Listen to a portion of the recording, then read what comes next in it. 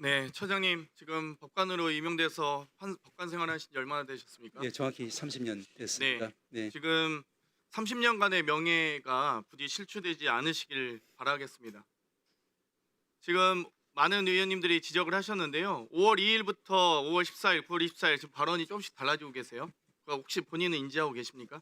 다시 한번 말씀해 주시겠습니까? 본인의 발언이 예. 이 파기환송심에 대해서 이 대법 판결에 대해서 조금씩 입장이 변화하고 있습니다. 특히 5월 2일 날은 모든 사건은 대법원에 가면 전자문서화되고 이 전자문서 7만 페이지를 대법관들이 스캔해 간 것으로 확인이 되고 있다. 대법관이 기록을 안 보고 제출된 문서만으로 판결하는 경우는 없다라고 하셨습니다. 지난 법관 생활하시면서 파기환송심이 이렇게 소위 사건 배당되고 나서 선고일 지정까지 일주일 만에 된 경우 보셨습니까? 본 적은 없으시죠? 평생 예, 제가 경험하지는 한 못했다고 30년간 말씀을 드렸습니다. 일주일 만에 없으시죠? 최근 10년간도 예를 들면 40일 이내에 대법 선고가 난 적은 없잖아요. 제 그건 기억으로는 없습니다. 네, 자료에 통해서 없었고요. 혹시 공직선거법상 공직자가 출마할 시 사퇴 시한은 며칠 전 사퇴인지 아십니까? 어, 행정 권력을 활용해서 공정한 민주주의의 전당인 주권자의 시간을 침해하지 않도록 하기 위함 아니겠습니까? 그런 취지로 그런데 이해하겠습니다. 지금 대법원이 이 주권자의 시간을 침해했습니다. 이 헌법 68조에 권리 및 자격을 상실할 시에는 60일 이내에 대선을 실시하게 되어 있죠. 예, 그 말은 무슨 의미겠습니까? 입법부, 행정부, 사법부 모두가 다 사실상 헌정 질서의 회복을 위해서 노력해야 된다는 의미 아니겠습니까? 그런 취지로 이해. 그럼 만약 입법부가 60일 동안 이렇게 이 대통령 선거를 하게 되어 있는데 모든 공직자는 출마해서 안 된다라고 입법을 했습니다. 만약 그러면 그리고 만약 그 당시 권리된 대통령이 아닌 대통령 직무대행이 총리가 만약에 이 법을 거부권 행사하지 않고 수용한다면 그거는 헌정 질서가 회복되는 과정입니까? 아니죠. 예. 입법부도 사법부도 행정부도 이 헌법 질서엔 침해해서 안 된다는 걸 공직선거법이 명시하고 있는 겁니다. 그런데 60일 이내에 6월 2일 날 대선이 있었습니다. 5월 1일 날 대법이 선고를 합니다. 대법이 정치에 관여한 거예요. 지금 법원행정처장님이 자꾸 삼권분립 얘기하시고 법원의 독립성과 공정성 얘기하시잖아요. 그런데 그러면 법원은 정치하는 곳입니까? 법원이 지금 침범을 하신 거예요. 정치 영역에.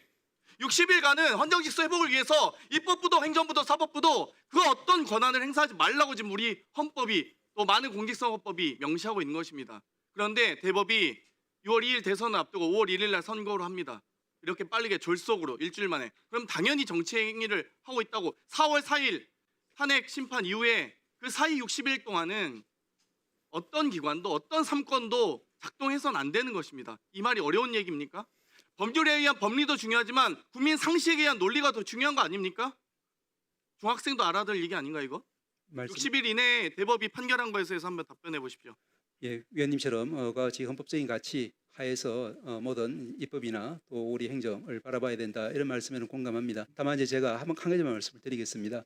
초창기에 말씀을 드린 걸로 기억합니다만은 저는 이제 아까도 다시 거듭 말씀드리지만 이 전화 판결문을 통해서밖에 지금 유추할 수 없지만 그때 이렇게 다수 의견과 소수 의견이 치열하게 서로 대립하고 있는 국면이 결국에는 이제 시점에 관한 것인 것 같습니다. 그러면 이제 다수 의견의 관점에서 보자. 부장님, 너무 솔직히 말씀드리면 도덕 교과서에서나 해야 될 하나만 얘기하고 계세요. 지금 국민들이 관심 있는 건 정확하게 그럼 대법관들이 제대로 판결했느냐를 질문하고 있는 거 아니겠습니까? 그럼 거기에 대한 입증을 하셔야죠.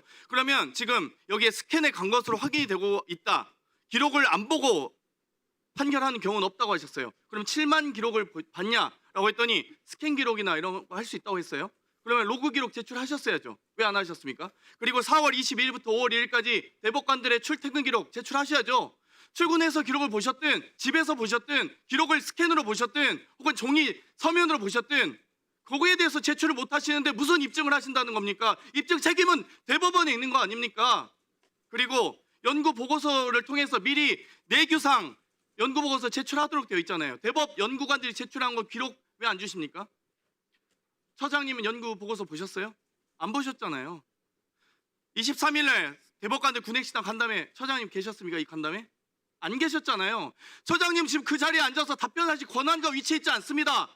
제대로 된 판결에 참여하지도 않고 이 과정이 어떻게 되는지도 모르고 자료 제출에 대해서도 성실하게 응하고 있지 않는데 무슨 역할로 지금 그 앞에 앉아 계신 겁니까? 처장님 지금 로그 기록, 출퇴근 기록 왜 제출하지 않으세요? 연구 보고서 내규회상 미리 보고하도록 되어 있는데 연구 보고서 보셨습니까? 군의식당 간담회도 심리의 재판에 구체적 관여하지 않으시니까 모르시겠죠? 그리고 제가 분명히 질의할 때 말씀드렸습니다. 재판 연구관이 10명 별동대, 조의대 별동대를 구성해서 대법 연구관들이 작성을 했다는 겁니다. 그럼 거기에 대해서 조사해 보셨습니까? 안 하셨죠? 잘 모르고 계실 겁니다. 처장님 아무것도 모르세요. 그런데 대법원장은 꽁무니 빼고 처장님 혼자 거기 앉아 계시면 무슨 질문합니까? 아무것도 답변을 못 하는데 그냥 헌법과 법률과 양심에 따라서 답변한다고 합니다. 제가 질문한 거 너무 많은데 답변하실 수 있는 게 없어요. 보면 답변해 보십시오. 무슨 답변을 하실 수 있습니까? 지금 제가 하나하나 말씀드리겠습니다. 로그 기록, 출퇴근 기록 제출하실 수 있습니까? 이거는 재판의 구체적 관여가 아니잖아요. 로그 기록 자체가 우리가 이제 그 전자된 2년간 보존하고 있다고 합니다. 전자된 기록을 보는 거나 종이 기록을 보는 거나 언제 그러면 출퇴근 기록은 관리 안 합니까? 대법관들은? 출퇴근 기록이 있을 거 아니에요? 아니 국가 공무원이 대법관들은 공무원도 아닌가요? 휴가 갈 때는 당연히 이제 예. 그러면 그 이내 출퇴근 기록 관리 안 하십니까? 뭐 지금 제가 당연한 얘기를 하고 있는 거예요. 일반 법관도 다 관리하지 않습니까? 대법관들을 관리 안 한다고 할 수가 없고요. 연구 보고서 언제 제출했는지 왜 이걸 못 합니까? 제가 연구 보고서 내용을 달라고 한 게 아니잖아요. 연구 보고서 제출했는지 언제 제출했는지 시각을 알려달라는 얘기예요. 마찬가지로 이제 그런 부분들은 연구 보고서 내용하고 관련이 없는 내용 아닙니까? 제출 시간만 알려달라는 거예요. 아주 쉬운 얘기인데 왜 이렇게 답변이 어렵게 하세요? 합의를 형성하는 과정에 있는 그와 아니, 같은 절차이기 대법 때문에 연구관들이 작성한 보고서를 제출하지 않습니까? 내규상 미리 제출하게 되어 있잖아요. 거기에 대해서 제출된 시각을 물어보는 겁니다. 지금 처장님은 3월 28일 날부터 사건이 접수된 때부터 지금 기록을 보기 시작했다고 했어요. 그럼 어떤 기록을 봤는지